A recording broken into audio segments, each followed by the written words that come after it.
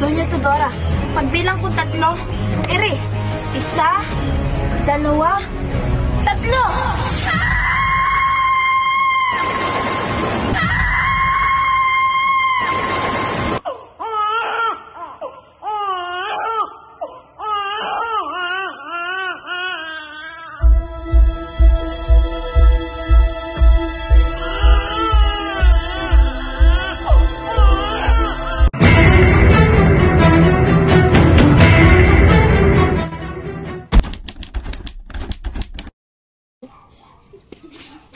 Pepe? Teka lang, ina. Umuwi ka na, Ate Kay, mag-aaral pa. Opo, ina.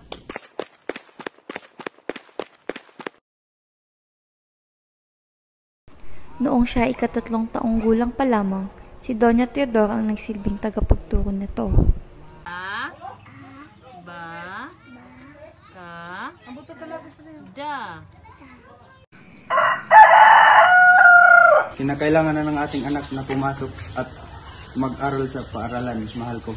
Ngunit mahal, alam mo namang sakitin at patpatin ng ating anak. Oo, mahal. Ngunit siya rin ay masasanay at lalakas rin ang kanyang katawan.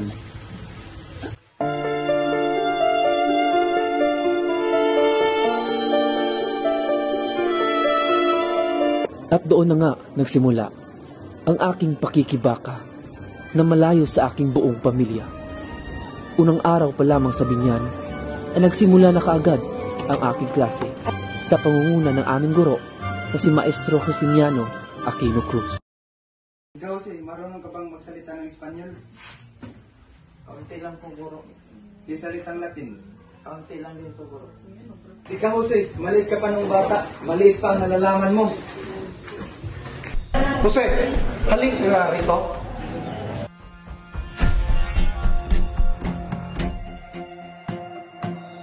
Sa binyan ay naranasan ko ang mga bagay na hindi ko sadyang nararanasan sa aming tahanan. Kabilang na doon ang pamamalo sa mga estudyanteng may kasalanan o may ginawang hindi tama. Bagamat halos araw-araw kinukutya ng aking mga kamag-aral at madalas na pinapalo ng aking guro, ay nagawa ko pang mag-aral at mangibabaw sa lahat na mag-aaral sa binyan sa pang-akademiko. Sa murang edad ay nasaksihan ko na ang pagmamalupi at pang-aalipusta ng mga Kastila sa mga Pilipino, gaya na lamang ng pagbiday sa 3 pare na pinagbintangan sa kasalanang hindi naman nila ginawa.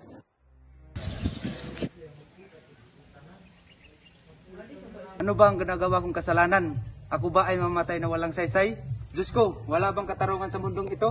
Padre, patawaran ako sa gagawin ko sa iyo. Pinapatawad na kita, aking anak. Gawin mo na ang pinag-uutos sa iyo.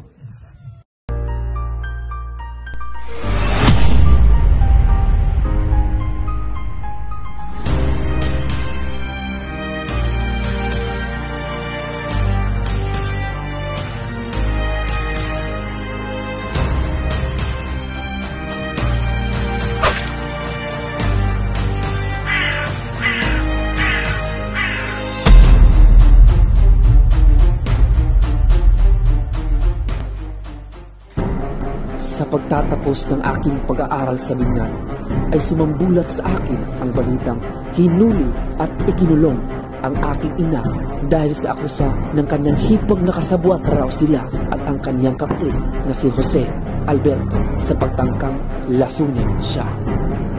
Simula noon, nawalan na ako ng tiwala sa pakikipagkaibigan.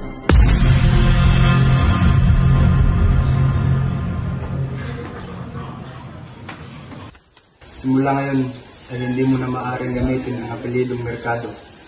Lukhang mapanganib ito para sa iyo.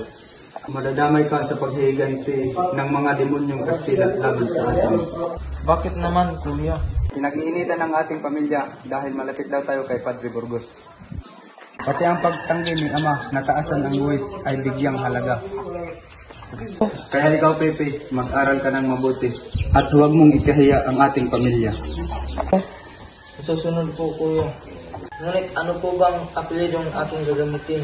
Rizal na ang gagamitin mo. ikasampo ng Hunyo taong 1872, sinamahan ako ng aking kuya Cristiano patungo sa Manila. Dooy, nagbakasakali kami. Ako'y makapasok sa Universidad ng Ateneo. Magandang araw sa iyo. Hindi ka na namin maaring tanggapin dahil una, nahuli ka na sa araw na itinakdang rehistrasyon. Ikalawa, mukha kang pagpating para sa iyo. Paumanhin po. Nakakasiguro ako na magaling at matalinong bata ito si Jose.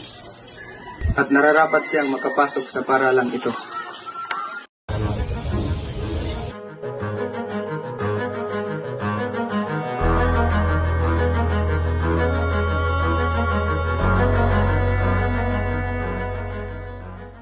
Maraming salamat po. At tinulungan mo ako para mag-aral sa Ateneo de Municipal. Walang anuman. Salamat.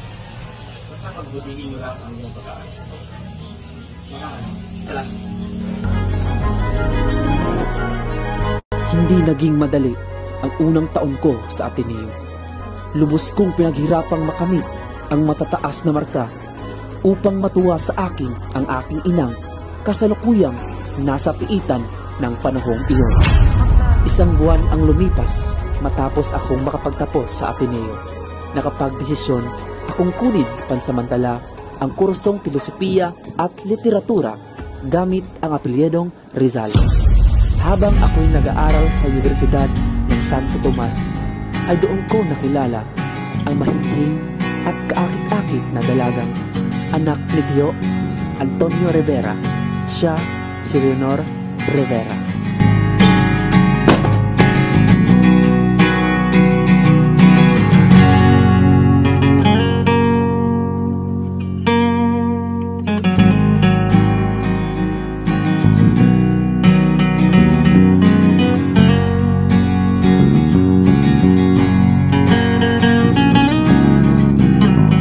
At doon nagsimula ang aming matamis na pag-iibigan.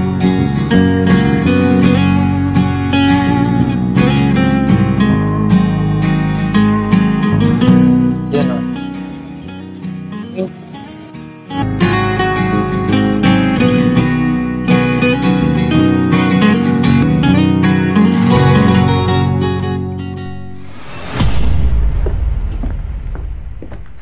Ito ang lihim ng ating pagkakasunduan. Pumunta ka ng Europa at mag-aral ng medisina. At ipagpatuloy mo ang nararapat para sa ating bayan. Ngunit, Naiiwan lang ako rin dito upang bantayan si Nanang at Tatang. ba't naman ako pupunta ron? Bakit hindi kayo? Dahil ikaw makikit na makikinabang doon, Pepe. Hindi ako ang nagpasya nito. Papadalhan ka lang namin ng paggastos mo buwan-buwan. Hindi papayag si Nanang at si Tatang. Malalaman lang nila kung nandoon ka na sa Espanya, Jose. Paano naman si Leonor? Ano ba't ang dami mong tanong?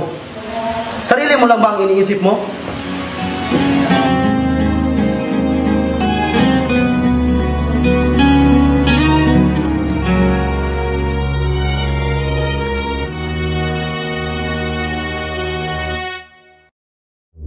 Habang nasa Europa, naging bahagi ako ng kilusang propaganda na nagnanais ng reforma.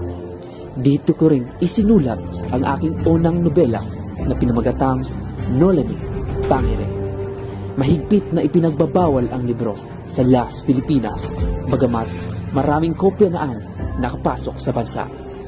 At sa muling pagbabalik ko sa aking lupang sinilangan, ay naisulat ko ang El Filibusterismo. Sa aking pagbalik sa Pilipinas, ay naitatag ko ang La Liga Filipina, isang reforma na magbibigay proteksyon laban sa karahasan at kawalan ng katarungan, pagpapaunlad ng edukasyon, agrikultura at pangangalakal.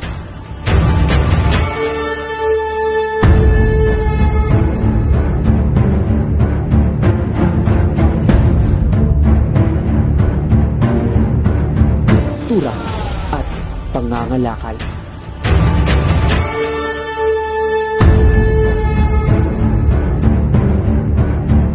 Jose Protasio Rizal Mercado y Alonso Realonda ay napatunayang nagkasala sa kasong sedisyon, rebelyon at pakikingsangkot sa pag-aalsa. Ikaw ay hahatulan ng sentensyang kamatayan sa 30 na Disyembre taong 1876 sa Bagong Bayan. Ikaw, si Rizal, ay babarilin ng 3 beses sa likod ng pulutong sa ganap na 7 ng umaga sa Bagong Bayan. Anak ko, anong nangyari sa'yo?